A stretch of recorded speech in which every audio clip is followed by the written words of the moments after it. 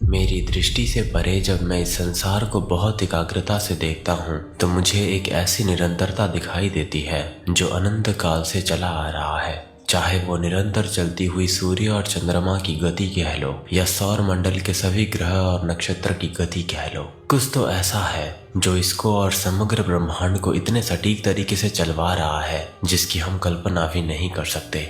विज्ञान जवाब देता है कैसे का, लेकिन दर्शन जवाब देता है क्यों का। लेकिन ज्ञानी लोग तो खुद सृष्टि बनने के बाद आए हैं, तो आखिर किसी भी बड़े ज्ञानी को कैसे पता होगा कि इस सृष्टि के पहले क्या था और ये इतना बड़ा पागलपन कैसे इतने सटीक तरीके से चल रहा है। इसके पीछे ऐसी कौन सी ऊर्जा है जो अरबों सालों से इन चीजों को ऊर्जा प्रदान करती आ रही है। ये सवाल भी अनंत है और इन सवालों का भी कोई पर्टिकुलर जवाब नहीं है। पर अगर हम अपने प्राचीन वेद या वैदिक ग्रंथों का अध्ययन करें तो हमको कुछ हद तक ऐसे सत्य का बखान मिलता है जिसको मानव जाति ने सदियों पहले ही भुला दिया है। उसी में से एक ऐसा रहस्य है जिसको हम रिदम या रीत कहते हैं। इस शब्द का अर्थ है आदेश या रिदम। इसको थोड़ा डीप में समझते हैं दोस्तों।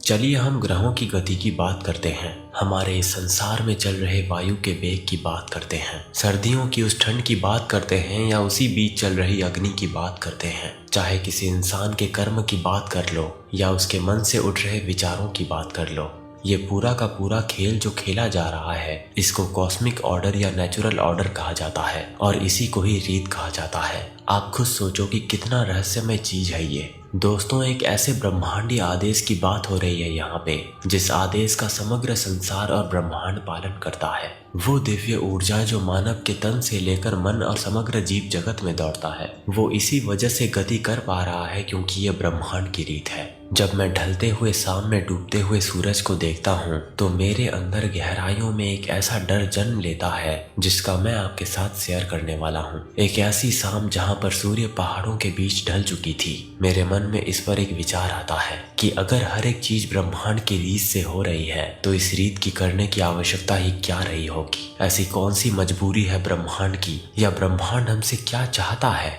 इसको आप एक डिवाइन प्ले कहो या फिर कुछ और, लेकिन इसमें एक बहुत ही गहरा रहस्य छुपा हुआ है, एक ऐसा सिद्धांत जो बहुत ही भयावह है। वैसे दोस्तों, क्या आप इस नियम को मानते हो? क्या आप इस विषय पर विश्वास करोगे कि एक ऐसी शक्ति है जिसके आदेश से ये समग्र संसार सदियों से बैलेंस में चल रहा है? इस विषय में आपका क्या कहना है? नीचे कमेंट में जरूर बताना।